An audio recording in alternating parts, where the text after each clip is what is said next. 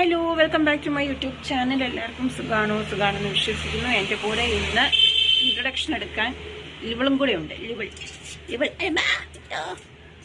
ആള് വേറെ ഏതോ പട്ടിയെ കണ്ട് കലുഷിത മോഡിലാണ്.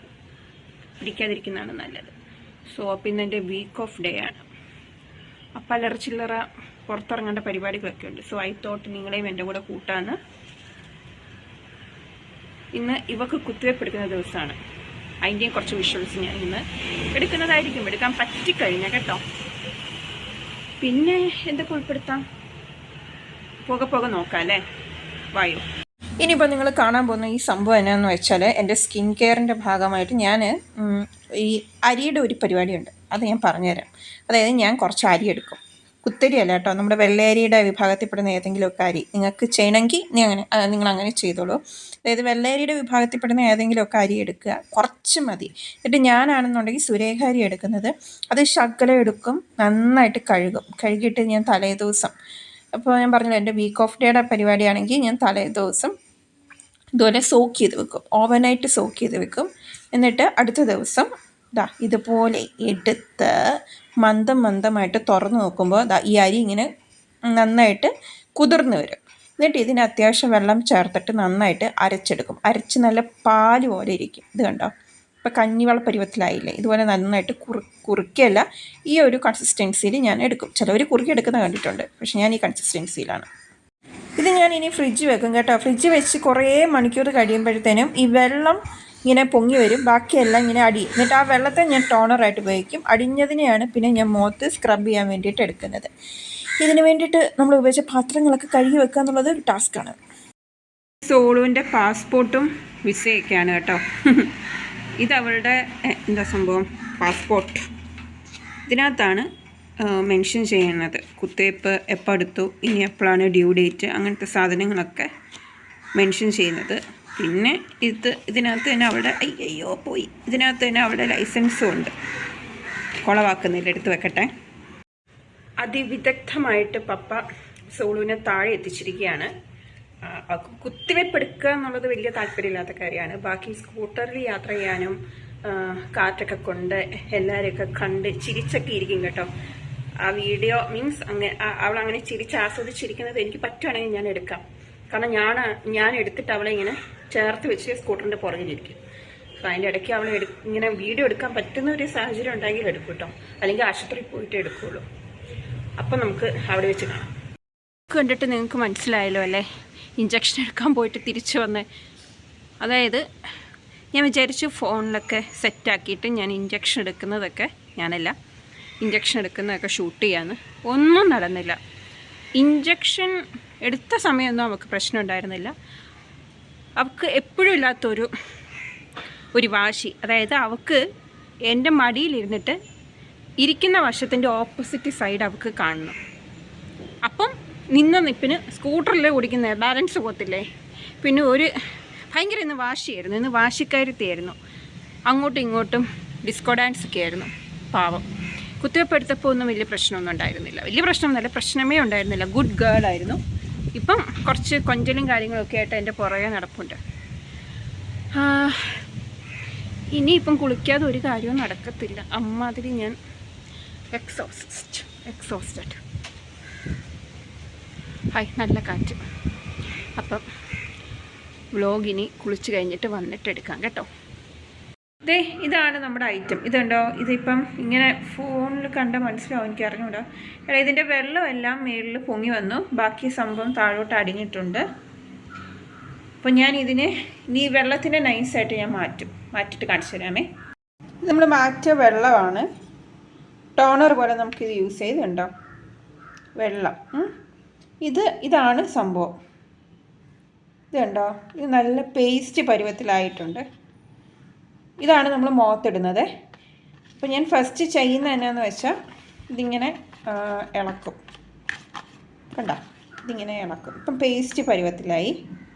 സോ ഫസ്റ്റ് ഞാൻ ഈ ടോണർ യൂസ് ചെയ്യും. ടോണർ യൂസ് ചെയ്ത് ജസ്റ്റ് മുഖം ഒന്ന് ക്ലീൻ ചെയ്തിട്ട് ഞാനിത് പേസ്റ്റായിരിക്കുകയാണ്. ഇതിനകത്ത് വേണമെങ്കിൽ കോഫി പൗഡറോ തേനോ അല്ലെങ്കിൽ ഗോതമ്പ് പൊടിയൊക്കെ ഇട്ട് നമുക്ക് കുറച്ചും കൂടെ കുറുക്കിയെടുക്കാം. പക്ഷെ ഞാനിതൊന്നും ചെയ്യുന്നില്ല. ഞാൻ വളരെ സിമ്പിളായിട്ട് ഇത് മാത്രമാണ് യൂസ് ചെയ്യുന്നത് കേട്ടോ. ഇത് അറ്റ് എ ടൈം നമുക്ക് യൂസ് ചെയ്യണ്ട. ഇപ്പോൾ ഇതിട്ട് ഞാൻ ക്ലെൻസ് ചെയ്ത് കഴിയുമ്പോഴത്തേനും ഇതിന് കുറച്ച് മിച്ചം വരും.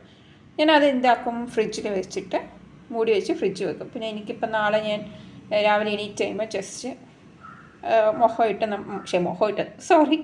ഈ വെള്ളം നമ്മൾ ടോണറായിട്ട് യൂസ് ചെയ്യും. That's it. അപ്പോൾ ഞാൻ എൻ്റെ മുഖത്ത് അപ്ലൈ ചെയ്യുന്നത് കാണിച്ചു തരാമേ. ഞാൻ മൈക്ക് ഘടിപ്പിച്ചിട്ടില്ല, സോ എൻ്റെ ശബ്ദം കുറച്ച് കുറവായിരിക്കും. ഞാൻ മാക്സിമം ഒച്ചയിൽ സംസാരിക്കാം. അപ്പോൾ ഈ സാധനം ഉണ്ടല്ലോ, നമ്മുടെ ഈ വെള്ളം പോലത്തെ, ഇത് ഞാൻ ടോണറായിട്ട് ജസ്റ്റ് യൂസ് ചെയ്യും കേട്ടോ. ഇതിങ്ങനെ വെക്കും, ഇങ്ങനെ എടുക്കും. എന്നിട്ട് എൻ്റെ ഇവിടെ ഒരു കണ്ണാടി ഉണ്ട്, അതാണ് ഞാൻ ഇങ്ങോട്ട് നോക്കുന്നത്. ഇതിങ്ങനെ അപ്ലൈ ചെയ്ത് കൊടുക്കും.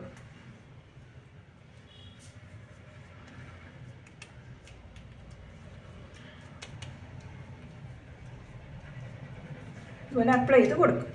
നിങ്ങൾക്ക് ചിലപ്പോൾ ഇതൊക്കെ ഇങ്ങനെ മുഖത്ത് ഒട്ടിപ്പിടിക്കുന്നതായിട്ടൊക്കെ തോന്നും, പക്ഷേ ഒട്ടിപ്പിടിക്കുകയൊന്നുമില്ല. വേറെ വിഷയങ്ങൾ. അപ്പം ഇത് നമ്മുടെ സംഭവമാണ്. ഇതാണ് ഞാൻ ഫേസ് പാക്ക് ആയിട്ട് ഇടുന്നത്. ഇത് ശകലം എടുക്കും, ഇങ്ങനെ ശകലം എടുത്തിട്ടാൽ മുഖത്ത് അപ്ലൈ ചെയ്യും. മിക്കവാറും ഞാൻ അപ്ലൈ ചെയ്തിട്ട് കാണിക്കാം കേട്ടോ. അതായിരിക്കും എനിക്കും നല്ലത്, എൻ്റെ ഫോണിനും നല്ലത്, ഈ പാക്കിനും നല്ലത്. പയ്യെ പയ്യെ ഞാൻ ഇട്ടിട്ട് കാണിക്കാം. എനിക്കിവിടെ വെക്കാനുള്ളൊരു സാധനമില്ല. നിങ്ങൾക്ക് കാണാൻ പറ്റുന്നുണ്ടോ? അതായത് ഇതിങ്ങനെ തരിതരിപ്പായിരിക്കും. നമുക്കിങ്ങനെ സ്ക്രബ് ചെയ്ത് കൊടുക്കാം.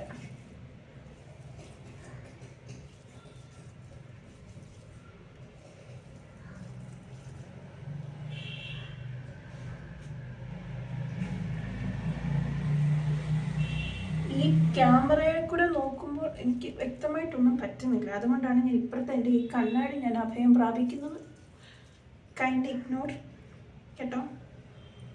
അപ്പം ഞാനിത് മുഴുവൻ സ്ക്രബ് ചെയ്തിട്ട് കാണിക്കുന്നതായിരിക്കും നല്ലത്. ഓക്കെ. ഇപ്പം നിങ്ങൾ എൻ്റെ മുഖം കണ്ടില്ലേ?